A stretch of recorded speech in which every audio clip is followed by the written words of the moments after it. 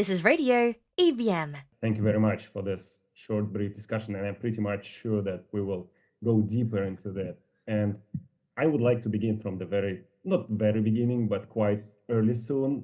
It's 1969, and Led Zeppelin released their debut album while Beatles performed their last concert in public. And the fact is that it's still 8 years before the first Star Wars movie would be produced and published and like to the open. So what I'm trying to say is that sci-fi is still far from the radar of general public.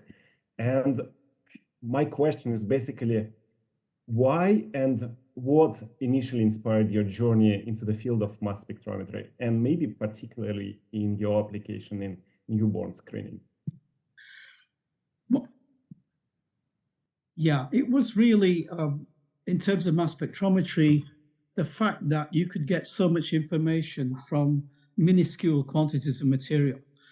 And I was inspired by the fact that my mentor in my honors year, when you do a bachelor's degree in chemistry at a British university, or certainly at Liverpool, you were assigned one of the faculty members to do a project with for your honors year.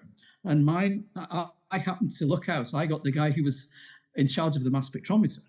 So anything that I synthesized in the lab, he would take me upstairs to the high resolution mass spectrometer and show me how he did, got a spectrum, how he did accurate mass measurements on the molecular ion and on fragment ions. And it was like having a fireside chat with him every time I got something that was worth looking at in the mass spectrometer. But we would go on. I think that was inspirational to see what you could do with this instrument that was impossible with any other technique of the day, to get the elemental composition, to confirm the identity, all of that thing.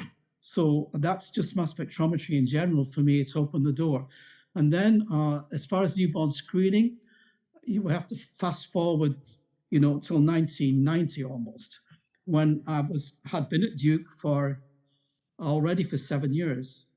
And somebody walked into my office one day and he said, "David, have you ever thought of applying this technique of yours to dried blood spots?"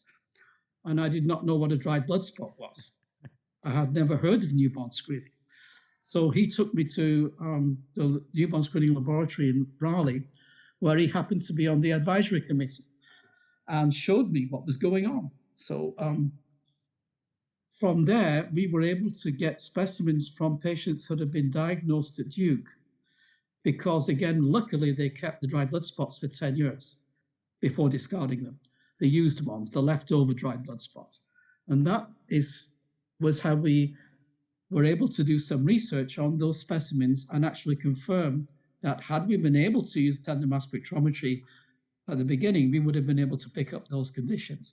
So that work was published in 1990.